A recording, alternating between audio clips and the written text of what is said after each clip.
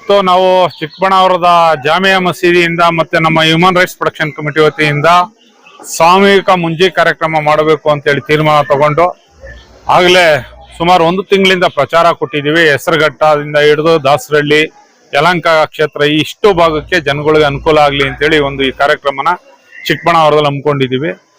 ಈ ಒಂದು ಕಾರ್ಯಕ್ರಮಕ್ಕೆ ಉದ್ಘಾಟನೆನ ಪೊಲೀಸ್ ಅಧಿಕಾರಿಗಳು ಮತ್ತೆ ವಕೀಲರು, ಡಾಕ್ಟ್ರು ಈ 3 ಜನದ ಕೈಯಿಂದ ಉದ್ಘಾಟನೆ ಮಾಡಿಸಿದ್ದೀವಿ. ಇದು ಸಾರ್ವಜನಿಕವಾಗಿ ಬಡವರಿಗೆ ಅನುಕೂಲ ಆಗಬೇಕು ಅನ್ನೋದು ಒಂದು ತೀರ್ಮಾನ ತಗೊಂಡು ಮಸೀದಿಯರು ನಾವೆಲ್ಲ ತೀರ್ಮಾನ ತಗೊಂಡು ಈ ಒಂದು ಕಾರ್ಯಕ್ರಮ ನಂಬ್ಕೊಂಡಿದ್ವಿ. ತುಂಬ ಯಶಸ್ವಿಯಾಗಿ ನಡೀತಾ ಇದೆ. ಈ ಕಾರ್ಯಕ್ರಮಕ್ಕೆ ಸಹಕರಿಸಿದಂಥ ಎಲ್ಲರಿಗೂ ನಾನು ನಮ್ಮ ಹ್ಯೂಮನ್ ರೈಟ್ಸ್ ಪ್ರೊಟೆಕ್ಷನ್ ಕಮಿಟಿ ವತಿಯಿಂದ ಧನ್ಯವಾದ ಹೇಳಕ್ಕೆ ಇಷ್ಟಪಡ್ತೀನಿ ಸರ್. ಇವತ್ತು ಸಮಾಜದಲ್ಲಿ ಏನೇನೋ ಸಂದೇಶಗಳು ಹೋಗ್ತಾ ಇದೆ. ಹಿಂದೂ, ಮುಸ್ಲಿಂ, ಕ್ರಿಶ್ಚಿಯನ್ ಈ ತರ ಹಲವಾರು ವರ್ಷಗಳಿಂದ ನಡೀತಾ ಇದೆ. ಇಂಥ ಟೈಮಲ್ಲೆಲ್ಲ ನಾವು ಒಂದು ವಿಚಿತ್ರವಾಗಿ ನಾವು ಒಂದು ಕಾರ್ಯಕ್ರಮ